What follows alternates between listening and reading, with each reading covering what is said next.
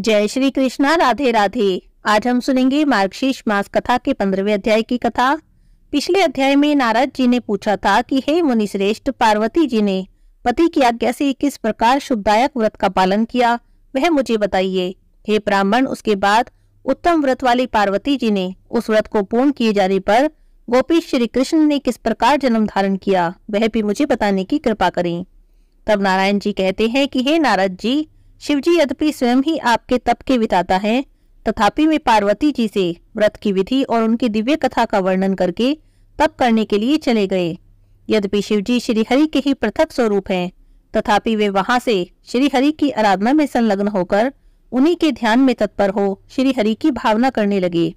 वे सनातन देव ज्ञानानंद में निमग्न और परमानंद से परिपूर्ण थे और प्रकट रूप से विष्णु मंत्र के स्मरण में इस प्रकार तल्लीन थे कि उन्हें दिन और रात का आना जाना ज्ञात ही नहीं होता था। इधर शुभदायिनी पार्वती देवी ने पति की आज्ञा के अनुसार हर्षपूर्ण मन से व्रत कार्य के लिए ब्राह्मणों और भृत्यों को प्रेरित किया। व्रत उपयोगी सभी वस्तुओं को मंगवाकर शुभ मुहूर्त में व्रत करना आरंभ किया। उसी समय ब्रह्मा जी के पुत्र भगवान सनत कुमार वहां आ गए। वे तेज के मूर्तिमान राशि थे, ब्रह्म तेज से प्रज्वलित हो रहे थे। उसके बाद पत्नी सहित ब्रह्मा जी भी प्रसन्नता से ब्रह्मलोक से वहां पधारे। अत्यंत भयभीत हुए भगवान महेश्वर भी वहां आ गए।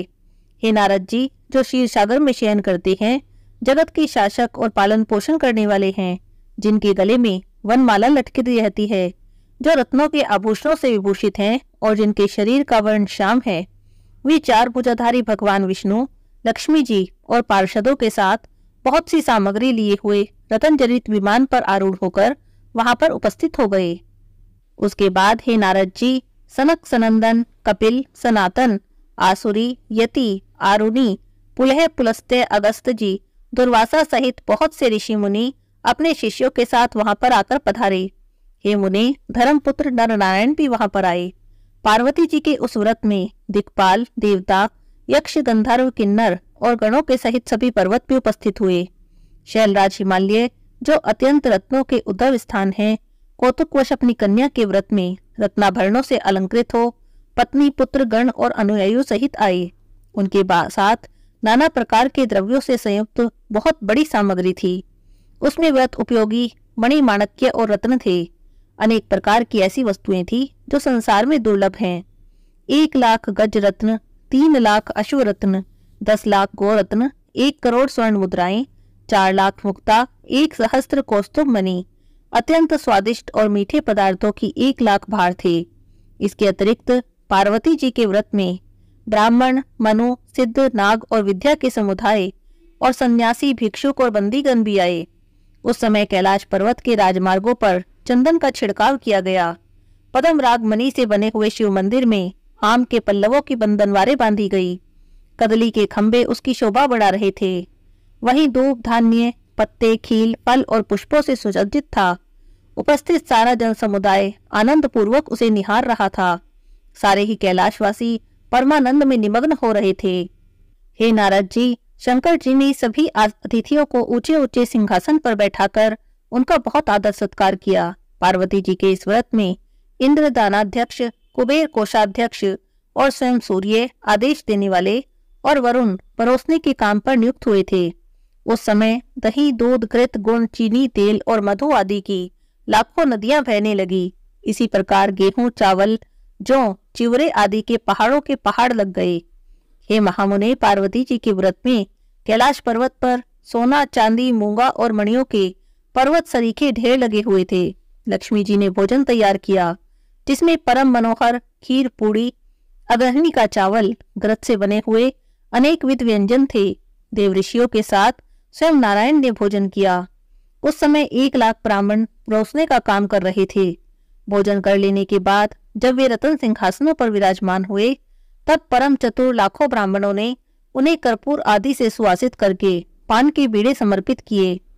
हे ब्राह्मण, देव ऋषियों से भरी हुई उस सभा में जब क्षीर सागरशाही भगवान विष्णु रतन सिंहासन पर आसीन थे, प्रसन्न मुख वाले पार्षद उन पर श्वेत चंवर ढुला रहे थे। ऋषि, सिद्ध और देवगण उनकी स्तुति कर रहे थे। वे गंधर्वों के मनोहर गीत सुन रहे थे। उसी समय ब्रह्मा जी की प्रेरणा से शंकर जी ने हाथ जोड़कर भक्ति पूर्वक उन ब्रह्मेश से अपने अभिष्ट कर्तव्य व्रत के विषय में प्रश्न किया। श्री महादेव जी ने पूछा, हे प्रभु, आप श्रीनिवास, तप स्वरूप, तपस्याओं और कर्मों के फलदाता हैं, सबके द्वारा पूजित हैं, संपूर्ण व्रतों, जप, यज्ञों और पूजनों के बीज रूप से कल्पतरु और पापों का हरण करने वाले हैं। हे नाथ, मेरी एक प्रार्थना सुनिए। हे ब्राह्मण, पुत्र शोक से पीड़ित हुई पार्वती जी का हृदय बड़ा दुखी है। वे पुत्र की कामना से परम उत्तम पुण्यक व्रत करना चाहती हैं। वह सुव्रता व्रत के फलस्वरूप उत्तम पुत्र और पति सौभाग्य की याचना कर रही है। इसके बिना उन्हें संतोष नहीं मिलेगा। प्राचीन काल में इन मानिनी ने अपने पिता के घर में यज्ञ में मेरी निंदा होने के कारण अपने शरीर का त्याग किया था और अब पुनः हिमालय के घर में जन्म धारण किया है। यह सारा वृतांत तो आप जानते ही हैं। आप सर्वज्ञ हैं, मैं आपको क्या बताऊं। ये तत्वज्ञ, इस विषय में आपकी क्या आज्ञा है। आप परिणाम में शुभ प्रदायिनी अपनी वह आज्ञा बताइए। हे नाथ, मैंने तो सब कुछ निवेदन कर दिया। अब जो कर्तव्य हो उसे आप बताने की कृपा करें, क्योंकि परामर्श पूर्वक किया हुआ सारा कार्य परिणाम में सुखदायक होता है। श्री नारायण जी कहते हैं, हे नारद जी, उस सभा में ऐसा कहकर भगवान शंकर ने कमलापति विष्णु की स्तुति की। फिर ब्रह्मा जी के मुख की ओर देखकर वे चुप हो गए। शंकर जी का वचन सुनकर जगदीश्वर विष्णु ठठाहा लगाकर हंस पड़े और हितकारक और नीतिपूर्ण वचन कहने लगे। श्री विष्णु ने कहा, हे महेश्वर, आपकी पत्नी सती संतान प्राप्ति के लिए जिस उत्तम पुण्यक व्रत को करना चाहती है, वह व्रतों का सार तत्व है।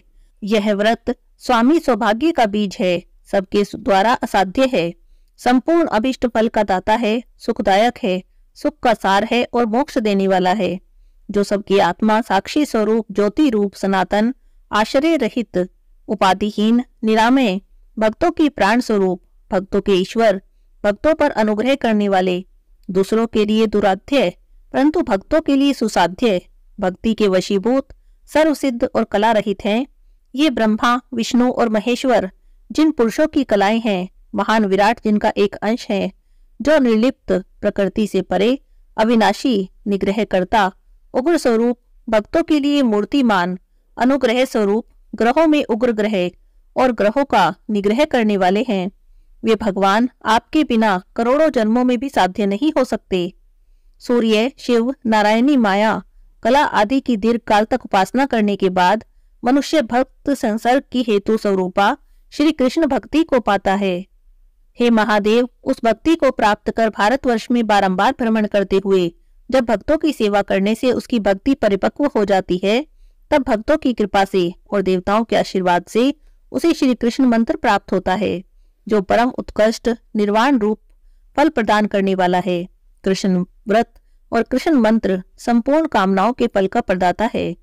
चिरकाल तक श्री कृष्ण की सेवा करने से भक्त श्री कृष्ण के समान हो जाते हैं। महाप्रलय के अवसर पर समस्त प्राणियों का विनाश हो जाता है, यह तो सर्वथा निश्चित है, परंतु जो कृष्ण भक्त हैं वे अविनाशी हैं, उनका नाश नहीं होता।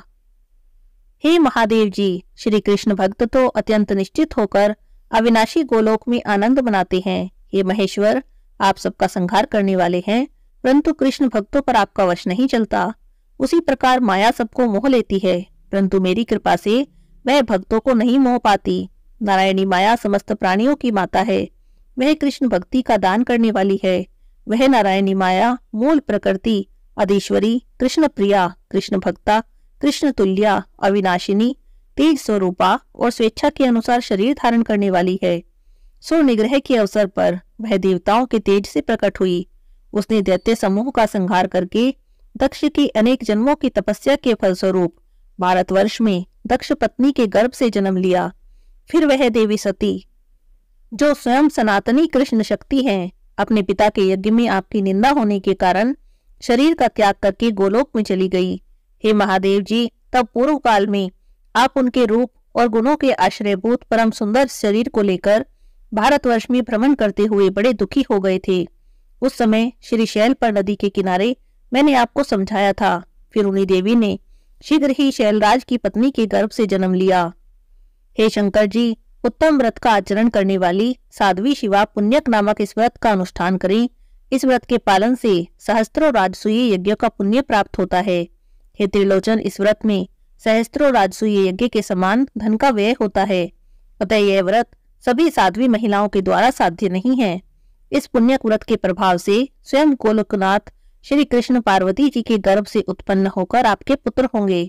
वे कृपा निधान स्वयं समस्त देवताओं के ईश्वर हैं, इसलिए त्रिलोकी में गणेश नाम से विख्यात होंगे, जिनके स्मरण मात्र से निश्चय ही जगत के विघ्नों का नाश हो जाता है। इस कारण उनका नाम विघ्न निघ्न हो गया, क्योंकि इस पुण्य व्रत में उन्हें नाना प्रकार के द्रव्य समर्पित किए जाते हैं, जिन्हें खाकर उनका उदर लंबा हो जाता है, अतः वे लंबोदर कहलाएंगे। शनि की दृष्टि पड़ने से सिर कट जाने पर पुनः हाथी का सिर जोड़ा जाएगा, इस कारण गजानन कहा जाएगा। परशुराम जी के फरसे से जब इनका एक दांत टूट जाएगा, तब ये अवश्य ही एक दंत नाम वाले होंगे। वे ऐश्वर्यशाली शिशु संपूर्ण देवगणों के, हम लोगों के और जगत के पूज्य होंगे। मेरे वरदान से उनकी सबसे पहले पूजा होगी।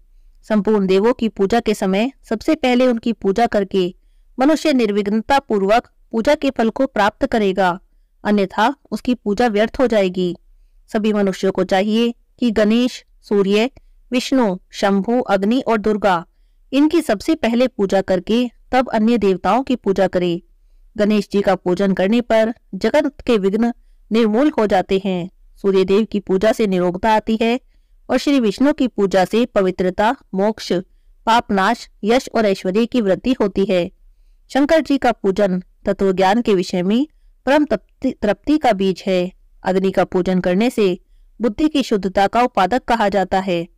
ब्रह्मा जी के द्वारा संस्कृत अग्नि की पूजा से मनुष्य अंत समय में ज्ञान मृत्यु को प्राप्त होता है और शंकराग्नि के सेवन से दाता और भोक्ता होता है। दुर्गा जी की अर्चना हरि भक्ति प्रदान करने वाली और परम मंगलदायिनी होती है। इनकी पूजा के बिना अन्य की पूजा करने से वह पूजन विपरीत ही हो जाता है। अतः हे महादेव जी, त्रिलोकी के लिए यही क्रम प्रत्येक कल्प में निश्चित है। ये देव निरंतर विद्यमान रहने वाले, नित्य और सृष्टि पारायण हैं। इनका आविर्भाव और तिरोभाव ईश्वर की इच्छा पर निर्भर है। उस सभा के बीच में ऐसा कहकर श्री हरि मौन हो गए। उस समय देवता, ब्राह्मण और पार्वती सहित शंकर जी परम प्रसन्न हुए। यहाँ पर आज के अध्याय की कथा समाप्त होती है। बोलिए कृष्ण भगवान की जय हो।